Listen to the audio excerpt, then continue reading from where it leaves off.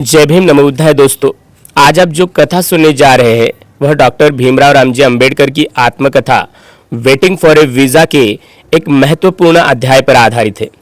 इस अध्याय में डॉक्टर बाबा साहब अंबेडकर अपने बचपन की एक सच्ची घटना बताते हैं। जब वे अपने पिता के पास जाने के लिए सातारा से कोरेगांव की यात्रा कर रहे थे, यह यात्रा केवल स्थान बदलने की नहीं थी, बल्कि उस सामाजिक व्यवस्था से सीधा सामना करने की यात्रा थी जिसमें एक बच्चे को उसकी जाति के कारण पानी तक नहीं दिया गया। इस कथा के माध्यम से हम समझ पाएंगे कि बचपन में झेला गया वह अपमान आगे चलकर डॉक्टर बाबा साहब अंबेडकर के विचारों और उनके संघर्ष की नींव कैसे बना। आइए अब इस अध्याय को डॉक्टर बाबा साहब अंबेडकर के शब्दों और अनुभवों के साथ सुनते हैं। उससे पहले अगर आप प्रज्ञा प्रवाह यूट्यूब चैनल पर नए हो तो हमारे चैनल को लाइक, शेयर और सब्सक्राइब करना ना भूलें ताकि इसी तरह की नई अपडेट्स आपको मिलती रहे। बचपन में बैलगाड़ी से यात्रा।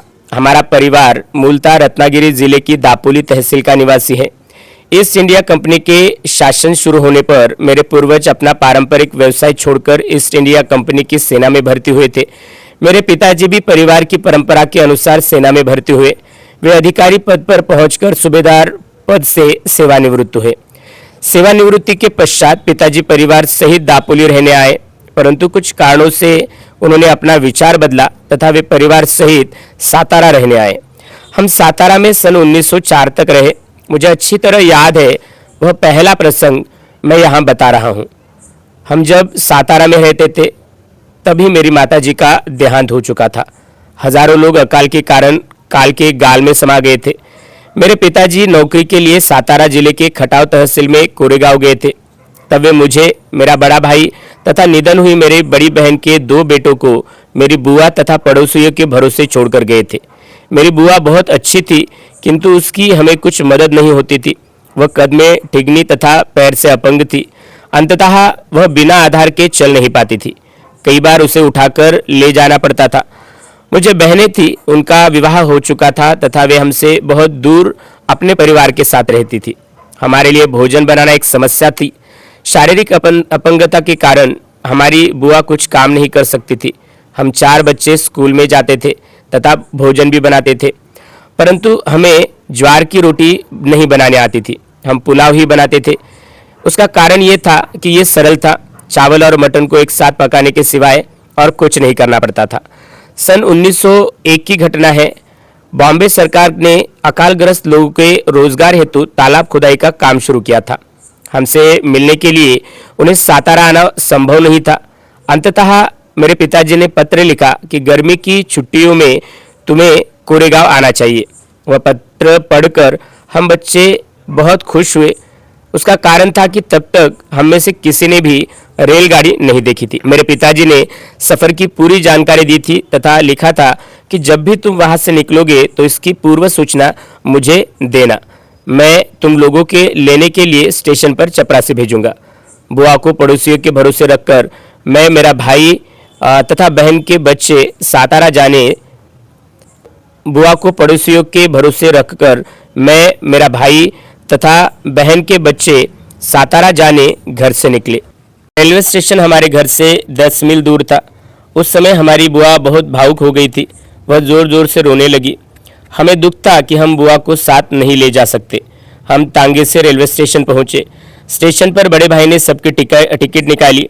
मुझे और मेरे बहन के बच्चों को 2-2 आने यात्रा खर्च दिया। पैसे मिलने पर हमें बहुत खुशी हुई। हम बहुत हंसी मजाक करने लगे। हमने नींबू शरबत पिया।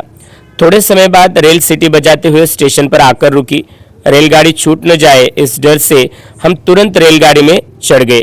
हमको कोरेगांव के पास वाले मसूर रेलवे स्टेशन पर उतरने को कहा गया था। रेलगाड़ी शाम 5 बजे मसूर स्टेशन पर पहुंची। हम अपना सामान लेकर नीचे उतरे। कुछ मिनटों में सारे लोग ट्रेन से उतरकर अपने अपने रास्ते चले गए। प्लेटफॉर्म पर हम 4 ही बच्चे रह गए थे। प्लेटफॉर्म पर हम अपने पिताजी या चपरासी की राह देख रहे थे।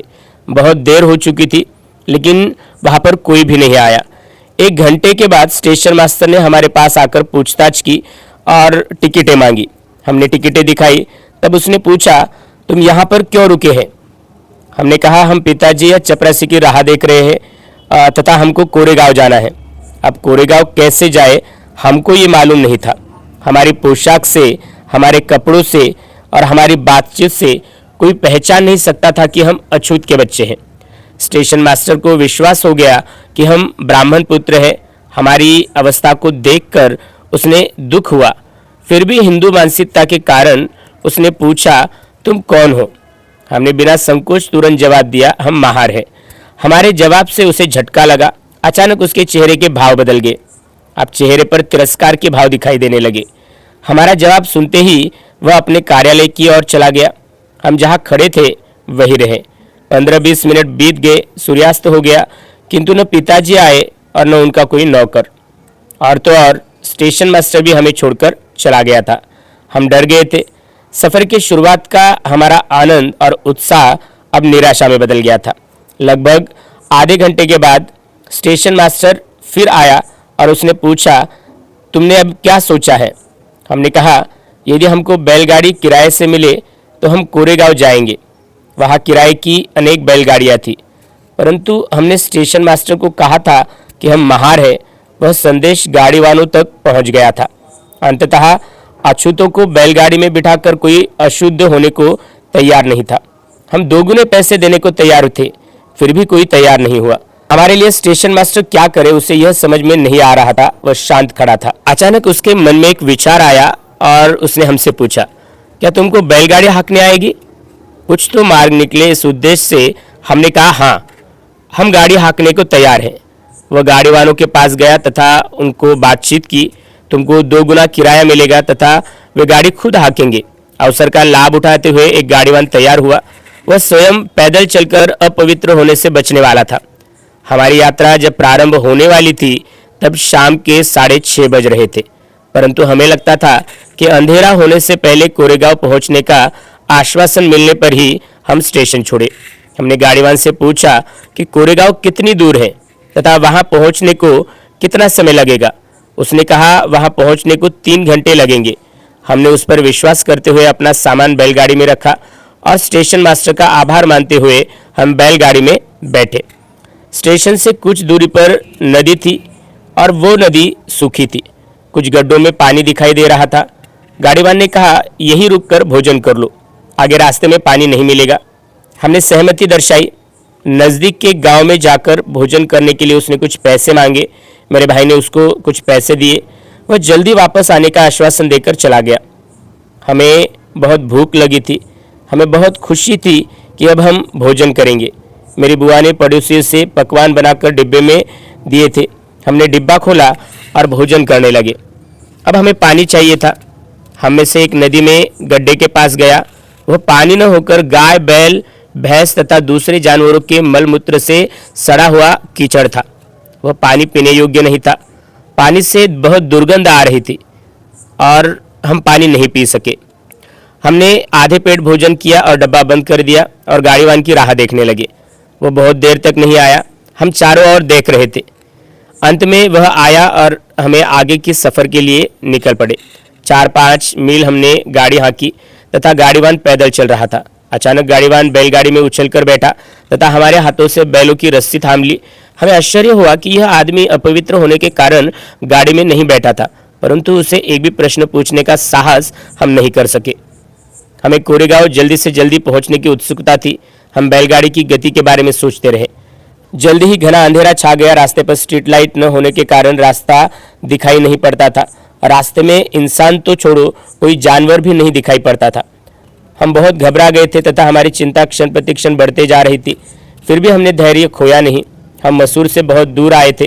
3 घंटे से अधिक समय हो चुका था, परंतु कोरेगांव का कहीं पता नहीं था। हमारे मन में संदेह पैदा हुआ कि कहीं यह गाड़ीवान हमें मार तो नहीं डालेगा या हमें लूटने के लिए कहीं दूसरी जगह तो नहीं ले जा रहा। हमारे पास सोने के आभूषण थे।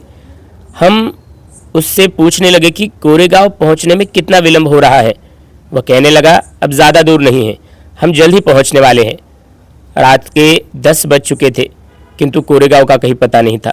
हम डर गए थे। हम रोने लगे तथा गाड़ीवान को कोसने लगे। हमारा विलाप बहुत देर तक चलते रहा। वह गाड़ीवान बिल्कुल चुप था। अचानक हमें कुछ दूरी पर दीपक जलता हुआ दिखाई दिया। गाड़ीवान बोला, तुमको जो दीपक दिख रहा है वही चुंगी नाका है। हम वहाँ रात में रुकेंगे। हमें सांत्वना मिली तथा हमारा रोना बंद हुआ।